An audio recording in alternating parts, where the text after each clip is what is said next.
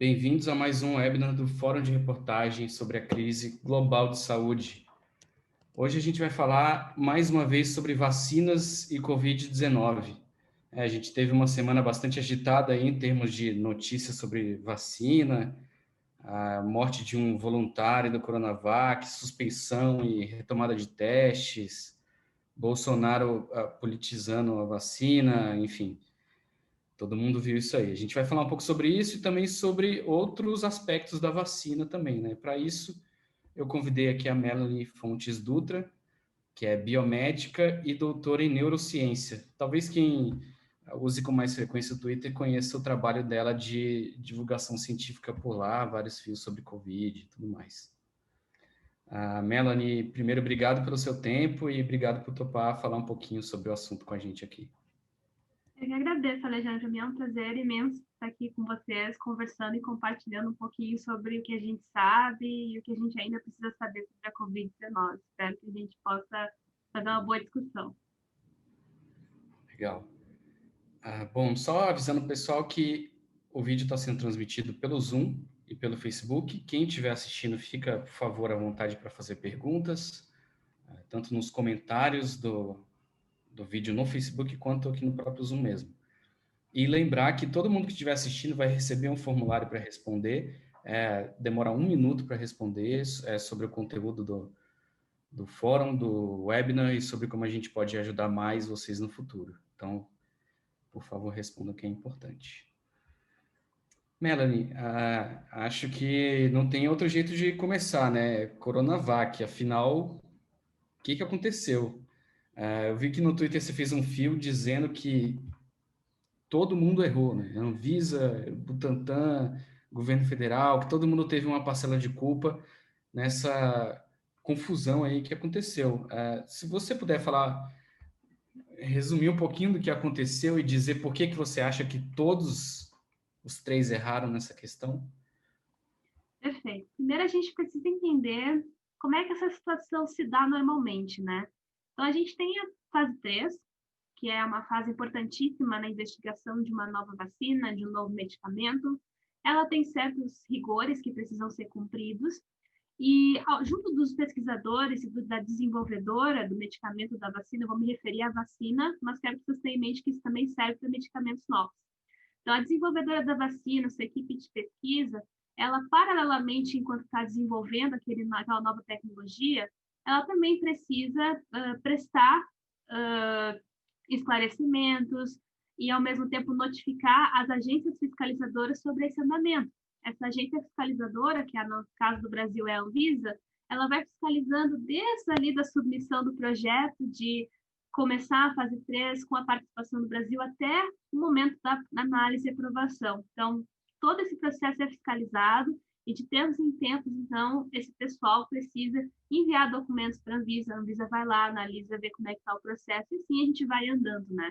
Então, já teve até notícias mostrando que a Anvisa ela estava recebendo já documentos ao longo dessa análise, que ela não ia receber só no final da fase 3, que ela ia ir recebendo e acompanhando de tempo em tempo, justamente para agilizar esse processo. Quando chegar já nos documentos finais, todos aqueles anteriores já vão ter sido analisados, contemplados. Então, isso facilita bastante esse acompanhamento, isso garante segurança e cumprimento do método científico e nos agiliza lá na frente na hora da aprovação, né? Então, como é que acontece? Então, geralmente, esses responsáveis dos testes clínicos vão fazer esses relatórios, vão informar efeitos colaterais que vão ir aparecendo no caminho. Quando a gente está fazendo uma fase 3, a gente está avaliando milhares de indivíduos, centenas de milhares de indivíduos. Então, aqui no Brasil, são milhares de voluntários participantes que estão, então, fazendo parte desse desenvolvimento. E, então, esses relatórios vão ir mostrando para a agência o que vai aparecendo no caminho. E é normal aparecer algo no caminho. Como a gente tem muita gente com fundos genéticos diferentes, tudo isso faz com que tenha mais chance de surgir um efeito, um evento adverso, e justamente é isso que a gente quer achar esses eventos adversos. A gente pega diferentes populações para ir lá e buscar justamente eles para garantir a segurança. Só que se algo mais sério acontece com algum voluntário, como alguma sequela, alguma incapacidade ou até mesmo a morte do voluntário, independente, né, da causa inicial, se o voluntário que estava envolvido no estudo, independente do que ele tomou, independente de qualquer coisa, se ele morreu, isso tem que ser comunicado. Porque daí uma análise vai ser feita para a gente ver a causa, se tem relação, se não tem, então tem que ser comunicado.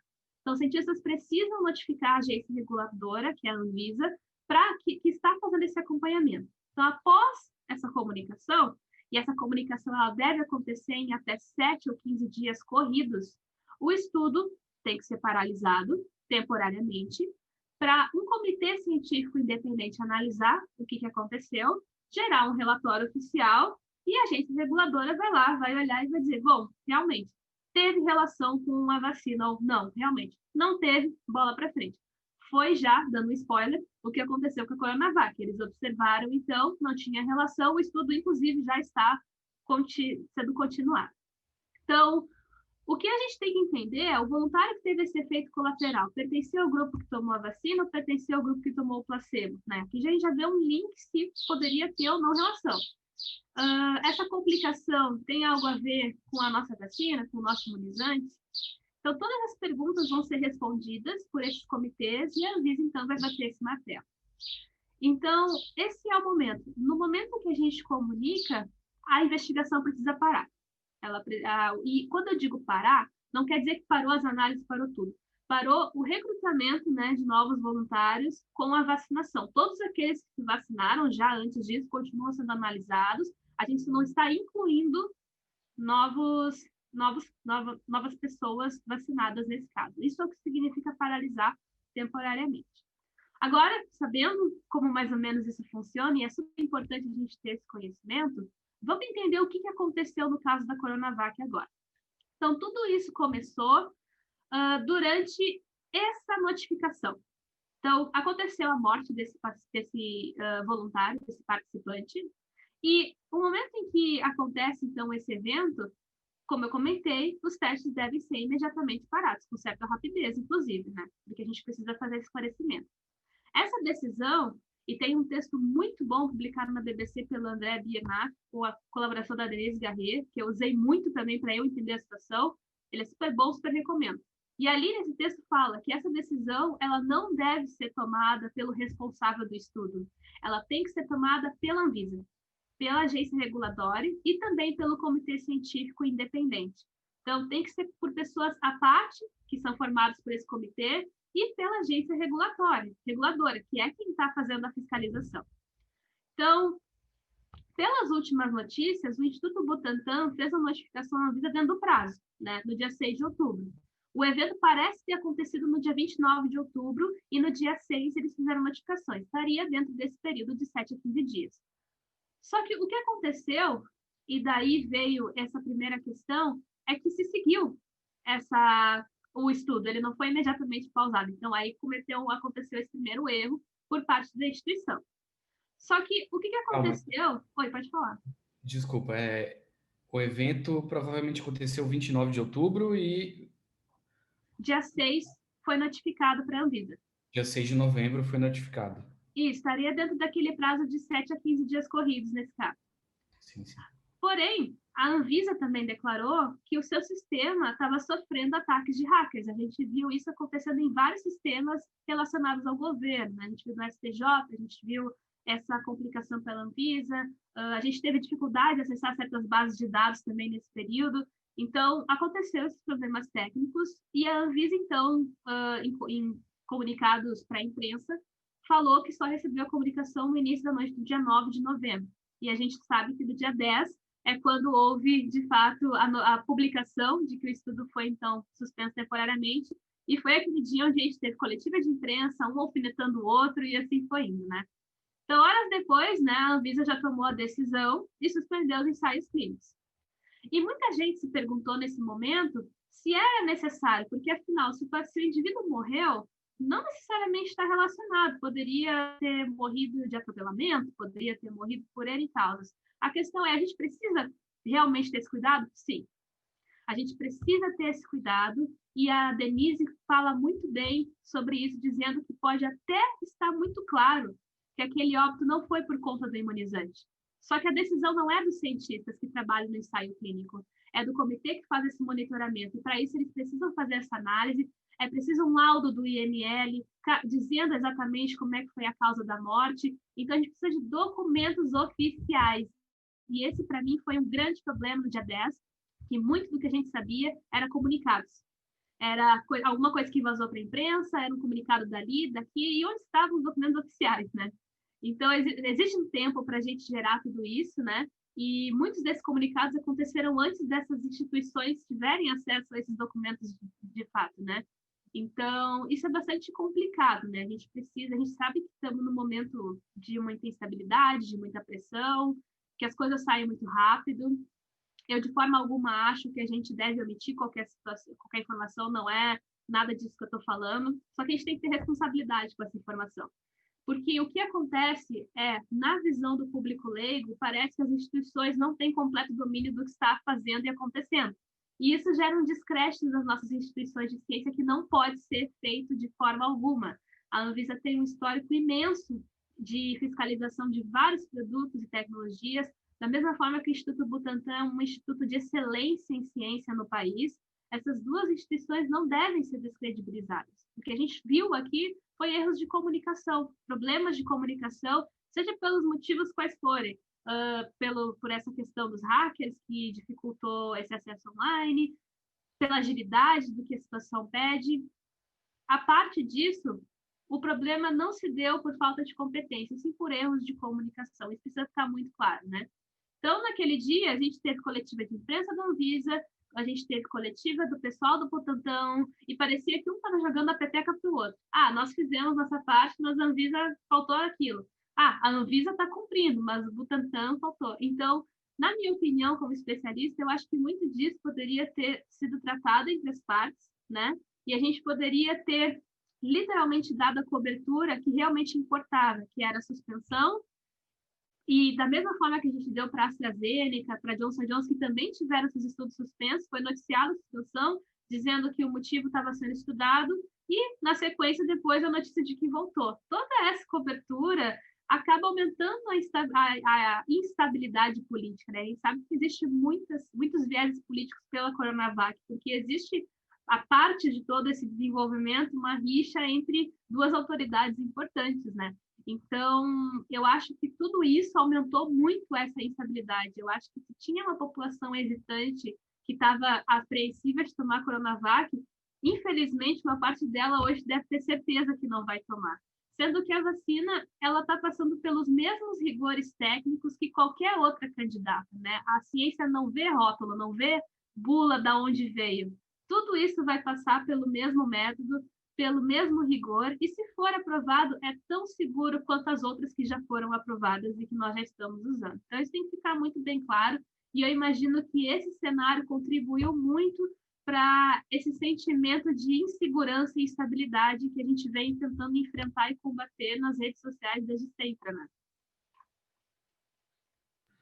A gente sabe se essa pessoa que faleceu fazia parte do grupo de testes mesmo ou do grupo de placebo? A gente já sabe. Eu não cheguei a encontrar informações sobre isso, né? Mas como a causa do óbito ficou bastante clara e que não tinha relação com qualquer implicação do procedimento, do próprio desenvolvimento, então acho que eles não chegaram, talvez, a divulgar essa apuração, né? Até porque isso seria uma quebra de confidencialidade do estudo também. Em alguns casos, essa quebra acontece, né? Como foi o caso da AstraZeneca, se eu não me engano, que houve essa quebra de confidencialidade e aí se identificou que o indivíduo pertencia ao grupo placebo, né? Então realmente não tinha relação com o imunizante. Mas nesse caso, como a causa do óbito já foi suficiente para estabelecer a não relação com o processo, eu imagino que não deve ter chegado a ser então divulgado. Pelo menos eu, até agora, não encontrei informações a respeito. Mas daqui a pouco pode aparecer alguma coisa assim, daí vamos ficar atento, né, para o que for saindo. Sim, eu estava pensando isso porque podia ser uma forma de, se fosse do grupo placebo, desencorajar essas pessoas que não estão acreditando na vacina, né? Que nem que você falou, pessoas que já estavam com um pé atrás e que com essa notícia ficaram com dois pés atrás.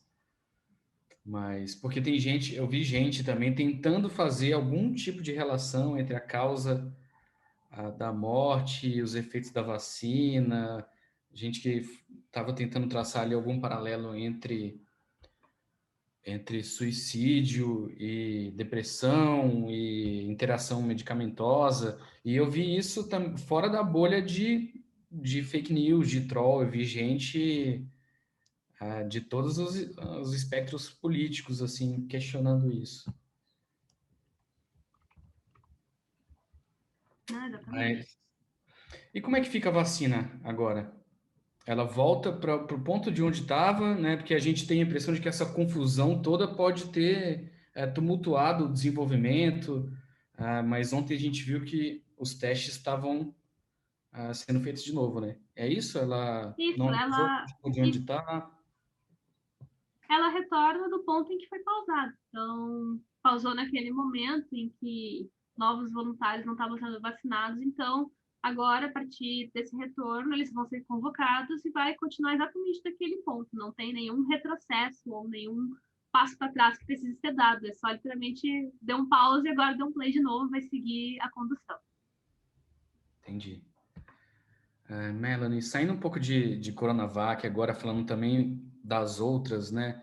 A gente tem aí 200 candidatas à vacina no mundo inteiro e 4, se eu não me engano, estão em teste no Brasil, né? A gente tem visto várias notícias delas de estágios diferentes de desenvolvimento. Queria saber se você consegue falar um pouco de cada uma delas, das que estão em teste no Brasil, quais que são as principais diferenças, né? Eu imagino que deve ser uma coisa super complexa, mas as principais diferenças entre elas, e se tem alguma mais avançada ou não, se dá para dizer que tem uma na frente das outras. Queria que você falasse um pouquinho disso para a gente.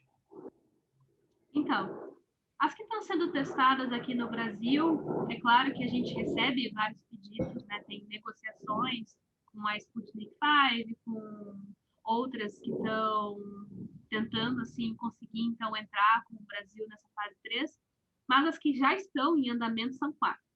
A gente tem a AstraZeneca, né? A da Johnson Johnson, a da Pfizer, da BioNTech e a da Sinovac, que é a Coronavac. Então, as principais diferenças, primeiro, é no tipo de tecnologia que cada uma usa. Então, tanto a da Johnson Johnson quanto a da AstraZeneca usam adenovírus, né? Então, esses adenovírus eles são o que a gente chama de vetores. São partículas virais, adenovirais, que não têm capacidade de se replicar, nesse caso. A gente só usa realmente a estrutura para carregar uma informação, que é um fragmento da proteína spike do coronavírus. Esse fragmento, na verdade, é do gene que vai codificar essa proteína, que vai instruir a célula a codificar. A gente coloca esse fragmento dentro desse vetor e, embalado, leva, então, para inocular numa pessoa através da vacina. Então, o que acontece é que o adenovírus entrega isso para dentro da célula, a célula utiliza aquela instrução e produz a proteína, esse fragmento, e expressa na sua membrana. E essa expressão vai fazer com que células do sistema imune reconheçam. Elas vão se ligar, então, naquele ponto onde está a expressão dessa partícula, que eu vou chamar de antígeno, que é justamente esse pedaço do agente infeccioso que o sistema imune vai reconhecer.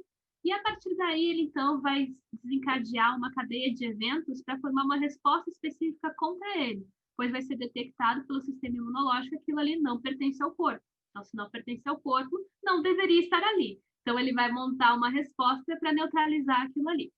Então, essa resposta ela demora dias para acontecer. A gente está recrutando células altamente específicas que vão se diferenciar, amadurecer e gerar vários tipos de componentes, como anticorpos, como até mesmo células que vão atacar células infectadas. Então, a gente vai ter uma resposta muito robusta, mas ao mesmo tempo sem ter a doença. Esse é o grande barato da vacina. A gente vai ter uma resposta imensa, super forte, super eficaz e segura, sem o ônus de desenvolver a doença para ter isso. Então, a gente está treinando o nosso sistema imune dessa forma. Então, tanto a da AstraZeneca quanto a da Johnson Johnson, elas usam essa tecnologia, né? Cada uma com as suas peculiaridades, mas no geral seria isso. O que os estudos mostraram dessas duas é que ambas são super promissoras, são bem seguras, bem toleradas, têm uma imunogenicidade interessante, ou seja, são capazes de encadear uma resposta pelo hospedeiro, né, que recebe essa vacina, que essa resposta é dose dependente, então quanto aumentar a dose, maior a resposta. Então, essa resposta ela também é de dose, isso é super importante, porque se a resposta ela é apenas de anticorpos e a gente não vê células, talvez a resposta não seja tão duradoura assim, porque na presença de células nós temos uma garantia de memória imunológica. Então, essa memória é super importante para a gente, quando for infectado de novo ou quando for exposto de novo, a gente poder ter aquelas células que vão responder rapidamente, né? E combater essa segunda exposição. Então, por isso que é tão legal quando esses trabalhos mostram que células também são geradas, né? Porque elas podem, então, gerar, há uma chance muito grande dessa memória imunológica ser gerada. Já, então, a da Pfizer, da BioNTech, é uma vacina que utiliza uma tecnologia diferente. Então, eu tenho uma partícula que vai, então, entregar, ao invés desse gene, o RNA pronto. Quando a gente vai fazer uma proteína, a gente tem, então, a leitura do material genético, que são os genes, a conversão dele em um RNA, e esse RNA, então, vai servir com as instruções específicas para que as organelas, os ribossomos, produzam a proteína. Então, a gente tem esses 3 passos. Então, a gente está ali no meio, a gente está entregando o RNA prontinho. A célula só precisa pegar, ler e fazer a proteína, né? Não precisa construir mais nada nesse caminho. Então, isso é super interessante. A gente ainda não tem nenhuma vacina de RNA aprovada para algum agente infeccioso. Então, o ganho que a gente vai ter caso alguma dessas de RNA é muito grande, não só para doenças infecciosas, como também para tratamento e imunoterapias, como para câncer, para alguns tipos de linfoma. Então, é super interessante a aplicabilidade dessa tecnologia. Mas voltando para o caso da Covid-19, da mesma forma que as vacinas anteriores, vai então expressar na membrana essa proteína, o sistema imune vai então fazer também esse reconhecimento. Então, o que a gente já viu é que, além de elas serem super bem toleradas, né, e seguras para serem administradas, que é o que os estudos de fase 2 mostraram até agora, e o que a gente está observando com esses dados de análise uterinas na fase 3 da Pfizer, é que parece que, além dessa segurança, a resposta é muito boa. E eu sempre comento que esse artigo que a Pfizer publicou é um dos artigos mais legais que eu li sobre vacinas de Covid, porque ele detalha muito como é que é essa resposta, ele te traz informações de que tipo de células são formadas, que tipo de perfil de resposta essas células geram. Então, essas informações são super legais, porque a gente consegue expandir e entender a extensão, então, que essa resposta está gerando. E a partir daí tirar algumas ideias se ela provavelmente vai ser um pouco mais duradoura, como é que ela vai ser. Claro que a gente ainda precisa testar, averiguar, mas a gente já consegue projetar algumas coisas. Então, ela é super promissora e recentemente a gente teve aquele anúncio de que 90% de eficácia, 92% de eficácia foi comprovado entre 90 e 92. Acho que foi 90, se não me engano. E o que acontece nesse caso é um dado super promissor, sem dúvida, mas a gente tem que manter o pé no chão por algumas coisas. Essa análise que a Pfizer fez se chama análise interina, que elas são previstas ao longo da fase 3. No projetinho lá, está lá escrito quantas análises interinas você vai fazer até a análise final. Então, a Pfizer estabeleceu fazer 3 análises interinas. No caso, eles fizeram direto a terceira, que é a que continha 64 indivíduos. Então tá. Baseado nisso, essa análise interina, então, ela vai analisar o que a gente já tem até o ponto que a pesquisa está, né? Então, a gente precisa em torno de 150, 160 eventos para estabelecer se a vacina é eficaz. O que são esses eventos? Então, quando a pessoa se vacina, ela, ao voltar para suas atividades, vai acabar sendo exposta em algum momento ao vírus, né? Como a gente está num país onde não tem nenhum controle, é muito forte dizer, mas quase nenhum controle da pandemia, essa circulação ela é muito rápida, então parece que é mais rápido a gente ver esses eventos, por isso que o Brasil é tão visado para fazer estudos de fase 3. Então, dessa forma, a gente vai, então, esperar essas pessoas se contaminarem, né? E ver se a vacina impede que elas desenvolvam a doença.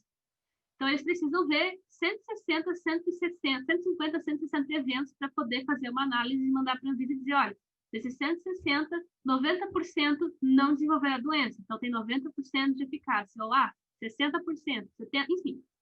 Então, o que eles fizeram foi analisar um pouco mais da metade desse valor, que foi essa terceira análise interina. E aqui a gente já vê um resultado super legal, de 90%. Só que, para a gente bater o martelo, a gente precisa chegar até o fim desses eventos. Então, eles estimam que até a terceira semana de novembro, eles vão, então, conseguir já ter esses eventos contabilizados e gerar, então, uma análise final. Então, a gente vai ficar aguardando, vamos ver e tudo mais, mas a gente depende dessas pessoas se exporem, se infectarem para saber. Então, pode ser um pouco mais, é uma estimativa. Então, super promissor também.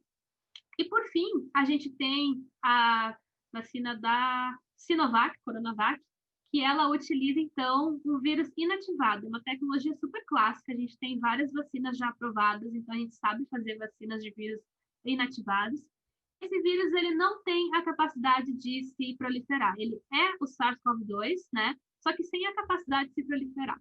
Então, a gente só literalmente está mostrando para as nossas células o vírus paradinho, morto, por assim dizer, né? Sem capacidade de se proliferar, para que o sistema imune reconheça pedacinhos deles. Vários pedacinhos vão, então, ser selecionados para serem reconhecidos, identificados, e treinar essas células para, tipo, se tu vê isso aí na circulação, combata. Não é do corpo e precisa ser neutralizado. Então, a gente está treinando essas células para isso.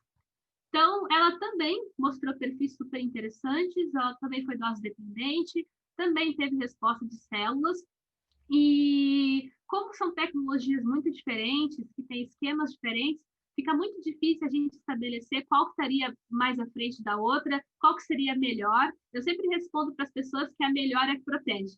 Então, se elas, no final dessa jornada, atestarem que são capazes de proteger, que são capazes de serem seguras nesse processo, elas são ótimas, então, nesse caso.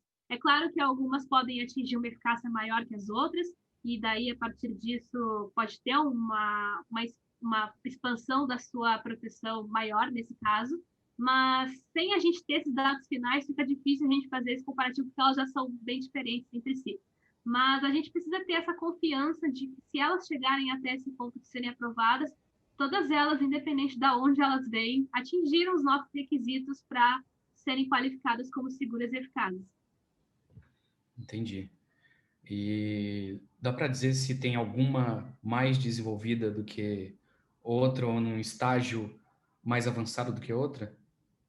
Bom, todas elas estão em fase 3, né? Todas A estão na mesma Pfizer fase já já. mostrou que ponto que ela está, né? Já mostrou que está na terceira fase interina e que em novembro talvez termine. Então, como a gente sabe onde a Pfizer está, talvez ela esteja um pouco mais adiantada em relação às outras que ainda não se manifestaram. Mas é aquela coisa, daqui a pouco eles vão deixar essa manifestação para quando tiver a análise final ou esse tipo de coisa, para não aumentar essa questão da corrida vacinal, né? Tem também toda essa questão da responsabilidade com a informação. Então, é muito difícil a gente dizer qual está mais avançada que a outra, a gente só tem realmente a noção de ponto alguma delas está, porque a Pfizer fez esse anúncio, né? Mas como a gente não tem o anúncio ainda das outras, acaba ficando uma coisa meio que presumir, assim, né? Uhum. E queria te fazer uma outra pergunta aqui que eu acho que vai ser difícil de responder também, mas partindo desses estágios de testes, a gente consegue estimar uma data para a vacina chegar aqui no Brasil? Porque eu sei que não tem uma data certa, né? Não tem uma resposta exata, depende dos testes, das reações, mas eu tenho visto datas muito discrepantes, assim. As pessoas estão perguntando toda hora nas redes sociais quando que elas devem ser vacinadas. Né? Eu vi até um tweet viral rolando aí, a pessoa compartilhava com a data que ela achava que ia ser vacinada. E tem gente falando em 2022, tem gente falando no ano que vem. A gente tem até tem o Ministério da Saúde dizendo que o país deve receber 140 milhões de doses da vacina no primeiro semestre de 2021, né? Mas receber também não precisa receber, precisa armazenar, distribuir, e umas pessoas vão ser vacinadas antes do que outras, né? Então, assim, sei que não tem uma data exata, mas tem como a gente estimar pelo menos um período? Dá para a gente falar que a vacina pode ser que venha no primeiro semestre do ano que vem, ou esquece primeiro semestre. melhor esperar para o segundo semestre? A gente pode ter uma ideia melhor desse prazo? Então, considerando que alguma delas seja aprovada ainda esse ano, vamos supor que a Pfizer consiga aprovação ali em dezembro, ou alguma outra consiga uma aprovação, a gente passa para a fase de produção e distribuição, né? Então, a gente tem que pensar que isso depende muito também do tipo da formulação da vacina. Se a vacina é uma ou duas doses, tudo isso implica muito no tempo em que a gente vai receber elas, né? Também a questão de acordos comerciais, então só tem acordo de compra e venda, ou se tem acordo de transferência de tecnologia, porque daí a gente pode produzir localmente aqui no Brasil, tudo isso também depende. Então, vamos falar um pouco da Pfizer, então, que é uma vacina que a gente sabe que, de repente, a gente vai ter uma resposta ainda esse ano, né? Seja positiva ou que a gente precisa esperar um pouco mais. Vamos supor que ela seja positiva. A gente perdeu uma chance muito grande de negociar com essa empresa. Então, essa empresa, a gente teve, então, uma oportunidade de tentar já negociar essa questão de doses, porém, eles não tiveram resposta das nossas autoridades. Então, a Pfizer começou a negociar com os estados daí, né, de uma forma independente. Então, daí cada estado está fazendo suas tratativas. Mas, fato, a gente perdeu uma oportunidade muito boa de já ter um acordo já bem estabelecido, bem encaminhado com essa desenvolvedora que já está se mostrando estar bem encaminhada. Né? Então, isso é uma coisa. Então, dependendo desses acordos, isso também pode agilizar. Então, vamos considerar esse cenário. Se uma for aprovada ainda em 2020, se a vacina, por exemplo, for de RNA, para a gente estabilizar esse componente, a gente precisa de temperaturas muito baixas, em torno de menos 70 graus. Menos 70 graus é aquele freezer de laboratório imenso, super tecnológico, para manter as coisas muito, muito, muito estabilizadas, né?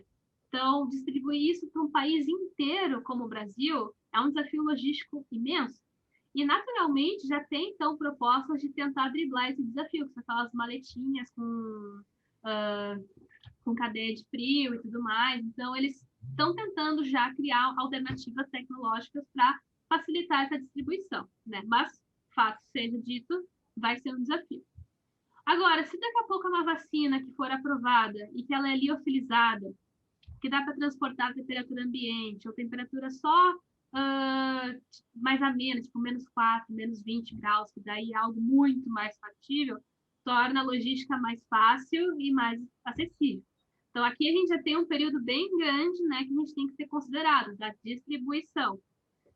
Outro ponto que é importante também é se é uma ou duas doses.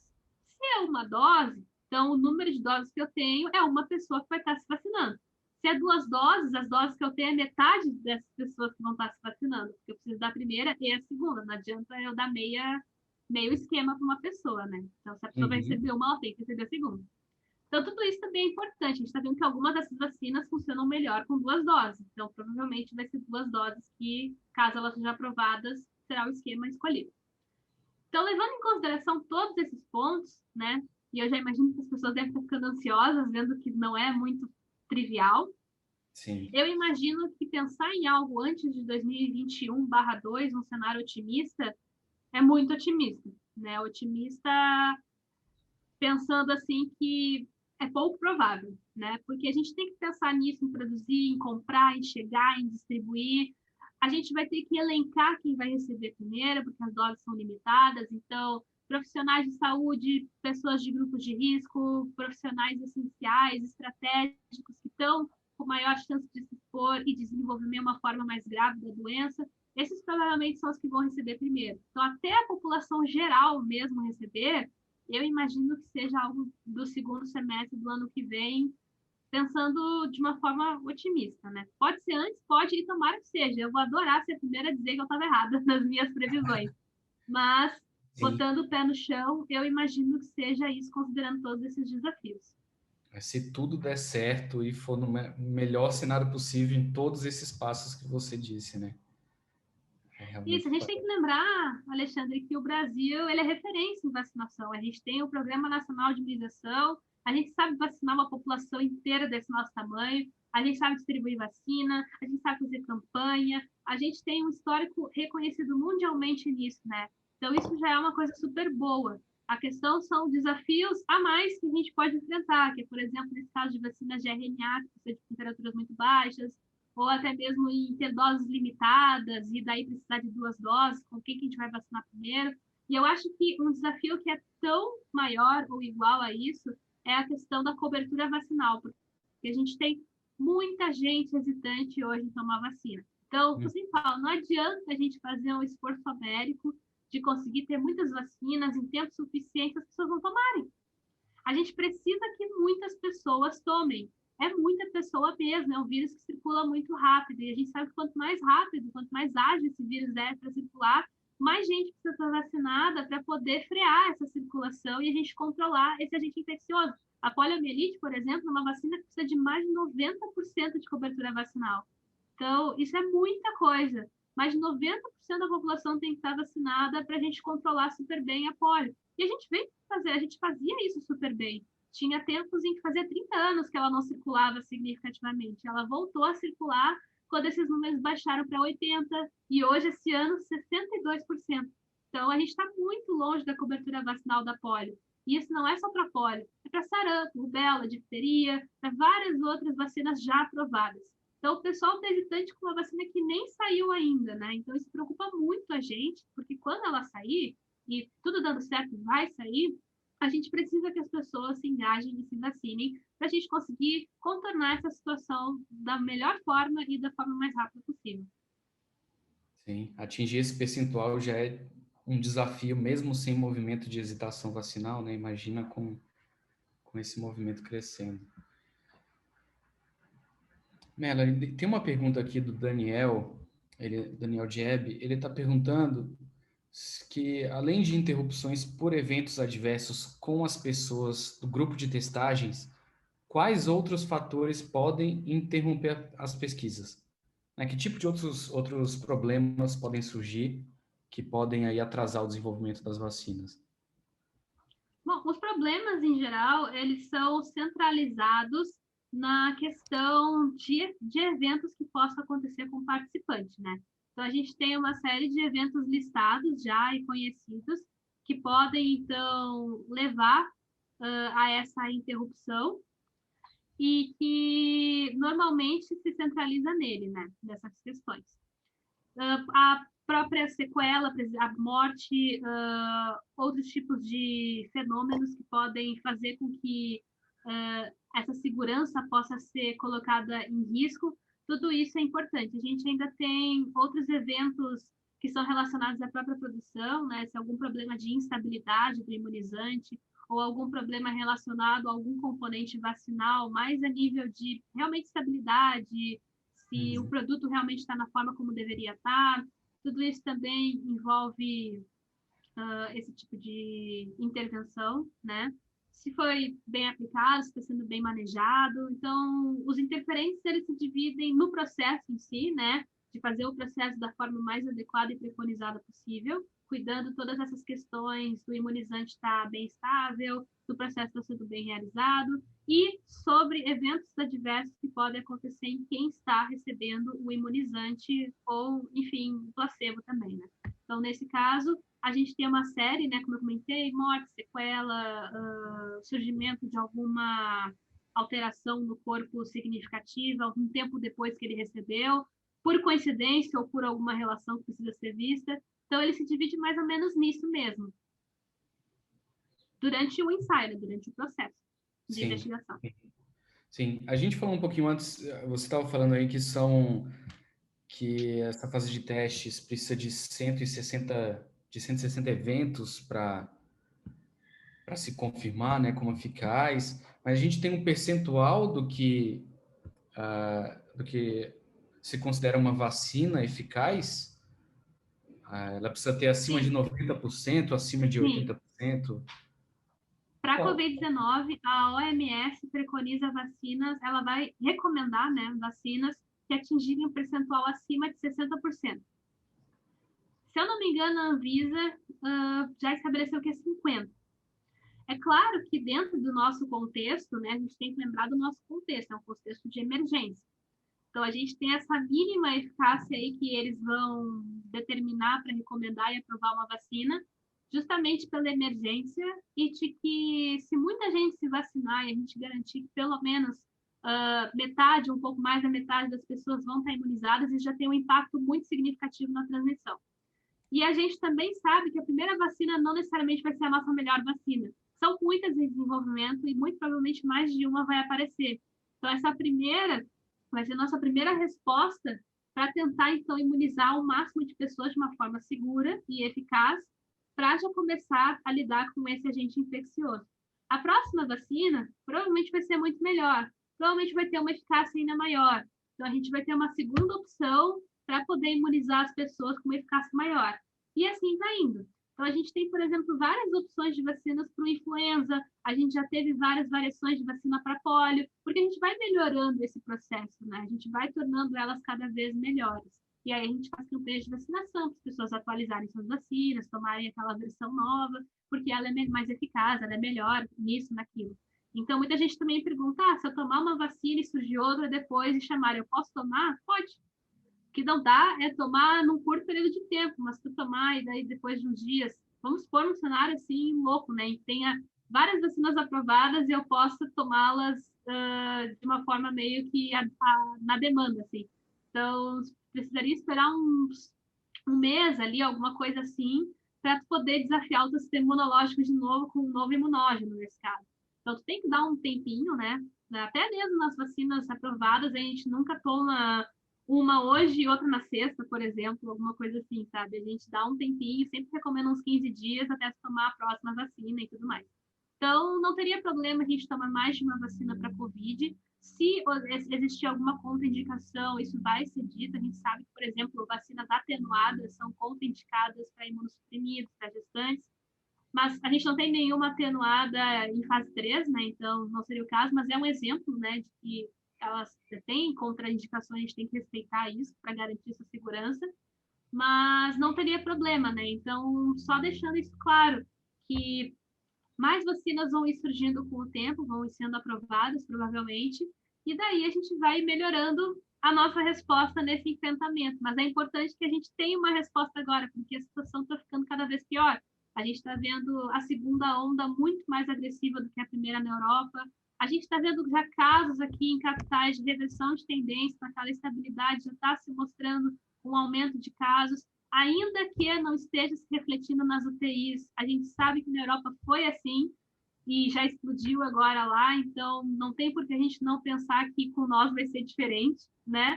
Essa situação está mostrando que com o que acontece lá é um preview do que vai acontecer aqui.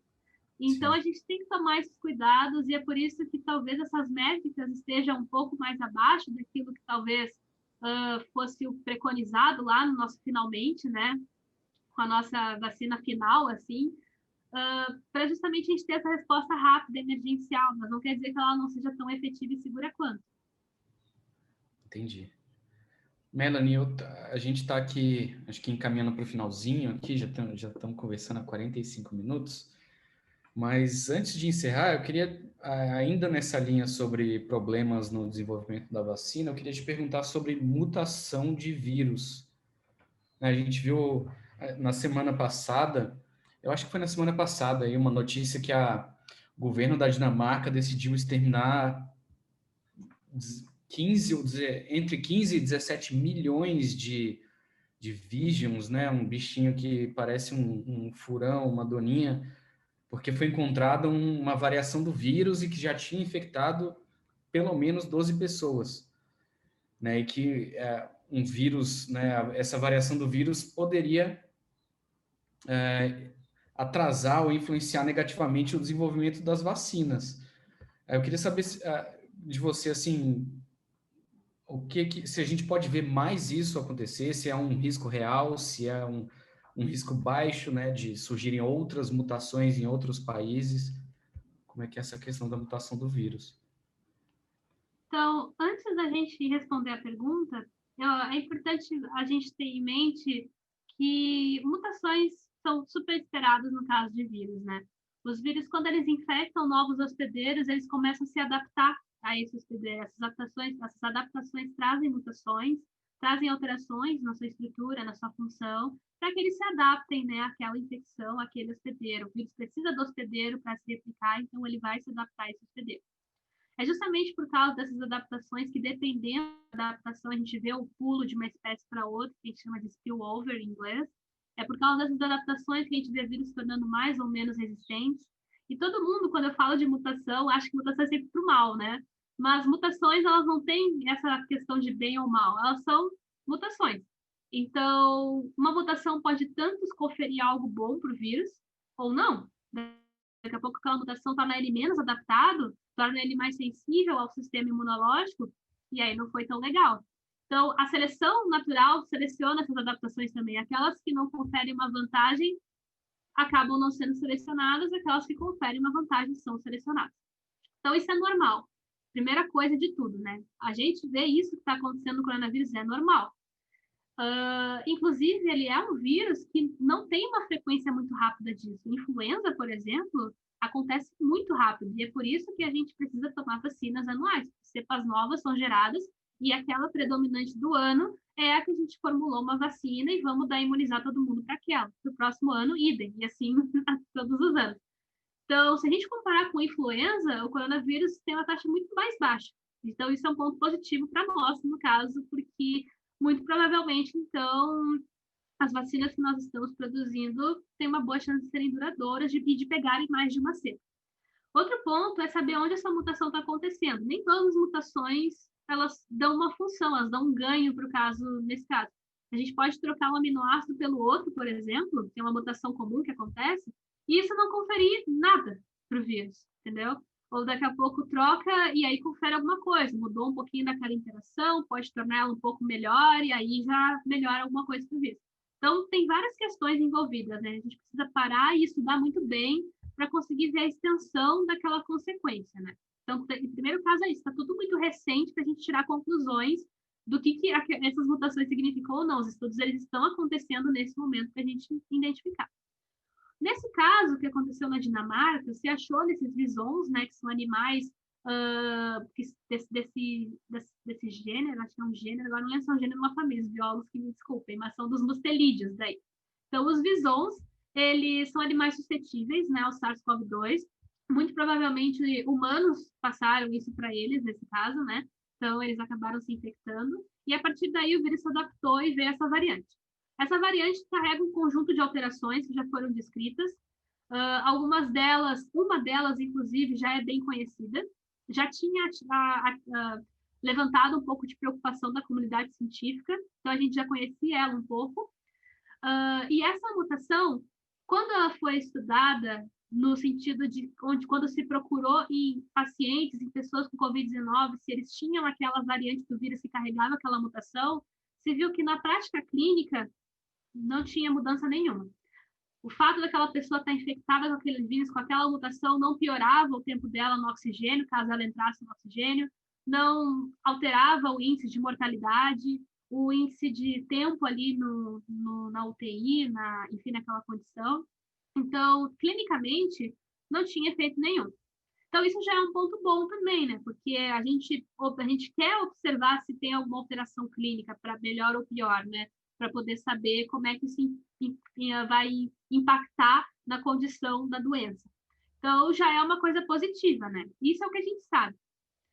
A gente viu que a única evidência que a gente tem é que in vitro, naqueles experimentos com plaquinhas de células, que é super controlado e tudo mais, poderia aumentar a afinidade de ligação do vírus com o receptor AC2, que é o que ele usa para infectar a célula. Mas é como eu falei, na prática, isso não muda nada o quadro clínico. Então, também já foi testado para algumas dessas vacinas candidatas, inclusive um painel com 16 variantes. Então, se eu não me engano, é da Pfizer, eu preciso confirmar isso, mas um desses artigos que já foram publicados de vacinas tinha lá estudos com um painel de variantes do SARS-CoV-2 e se testou se a vacina conseguia abranger todos eles. E ela consegue. Então, o que a gente pode concluir até agora? Não há indicativos de que isso piore o quadro clínico, né? Não há indicativos, pelo menos não suficientes até agora. E também não há nenhum indicativo de que isso possa comprometer o desenvolvimento das nossas vacinas. muito ao contrário, parece que as nossas vacinas são capazes de abranger variantes do SARS-CoV-2. Então, nós não temos por que nos alarmar nesse momento, a gente tem que ter o pé no chão e ter a ciência de que daqui a pouco isso pode ser importante, gerar um variante específico, que daí a gente precisa contornar e criar estratégias para ele, sim, isso pode acontecer. Agora, é isso que o nosso cenário está mostrando? Não. Até agora, não é isso que o nosso cenário está mostrando. Por isso que a vigilância é super importante, né? É importante a gente ter sistemas que vão fazer essa vigília de novas variantes, de quais cepas estão circulando mais, quais animais são suscetíveis, porque a gente sabendo quais animais são suscetíveis, a gente sabe as reservas biológicas daquele vírus e que as reservas eles podem estar se adaptando. Então, se manter um contato próximo e daqui a pouco o vírus ficar pulando um para o outro, pode gerar alguma alteração significativa. Por isso que é tão importante a gente discutir, assim, eu acho que talvez cabe até um próximo momento a gente trazer pessoas a discutir sobre isso, sobre o nosso comportamento enquanto sociedade e com o nosso ambiente. Porque a gente já teve spillovers de coronavírus para humanos que não causaram pandemias. Então, por que a gente teve essa pandemia agora, né? A gente reuniu várias situações, a gente teve essas adaptações do vírus e elas vieram justamente pelo nosso contato com espécies silvestres, seja por consumo, por tráfico, por deflorestamento e desmatamento. Já tem muitos cientistas alertando que talvez a próxima pandemia venha da Amazônia, porque a gente está tendo um deflorestamento violento das nossas florestas, não só da Amazônia, mas do Pantanal, de várias outras regiões importantes que são reservas biológicas. Então, daqui a pouco, a próxima pandemia pode vir do quintal de casa, por causa das nossas ações. Então, as nossas ações podem ser prevenidas, podem ser revistas, é hora da gente discutir isso. Lá em 2014, lançaram um artigo dizendo que pandemias emergentes de coronavírus e de síndromes respiratórias poderiam ser um problema no futuro próximo. Em 2014, tinha um cientista falando sobre isso, né? É aquela história de ouvir os cientistas, né? Então, é importante a gente entender, construir esses mecanismos de vigilância, né, epidemiológica, de vigilância de novas vírus circulantes, para a gente tentar estar um passo à frente, né? E, ao mesmo tempo, não investir só em vacinas para apagar incêndio, quando a pandemia já está acontecendo, investir continuamente, investir em melhorar nossas tecnologias. A gente tem o CRISPR-Cas9 aí, que daqui a pouco pode ser um aliado, a gente tem várias outras tecnologias emergindo, a gente precisa investir constantemente na ciência. Se vocês estão surpresos com a resposta rápida que a ciência está dando agora, imagine se nós investirmos na ciência sempre. Quantas respostas rápidas podemos dar a tantas outras perguntas que nos fazem sofrer, que nos fazem perder pessoas queridas, tantas questões ainda não resolvidas, porque justamente falta esse financiamento, falta esses recursos. Capacidade nós temos de sobra, estamos mostrando isso na pandemia, mas precisamos de investimento, precisamos que as pessoas acreditem na ciência e principalmente que investimento público e privado seja feito, para que as nossas respostas sejam cada vez melhores. Justíssimo. Não foi por falta de aviso, né? A gente viu que vários e vários cientistas falaram que a pandemia poderia acontecer de um novo coronavírus, essas questões todas que você apontou aí. Melanie, eu acho que é isso. Eu agradeço muito seu tempo de novo. Acho que a gente conseguiu esclarecer algumas questões aqui que estavam um pouquinho confusas sobre o tema vacinação. Espero que tenha sido útil para quem assistiu. Lembrando de novo que quem assistiu vai receber um formuláriozinho para responder algumas questões sobre o conteúdo do fórum, conteúdo do webinar, e responder é bem importante para a gente. E a gente vai fazer um resumo por escrito depois dessa conversa, com os principais pontos, e disponibilizar também a gravação do vídeo lá no canal do YouTube.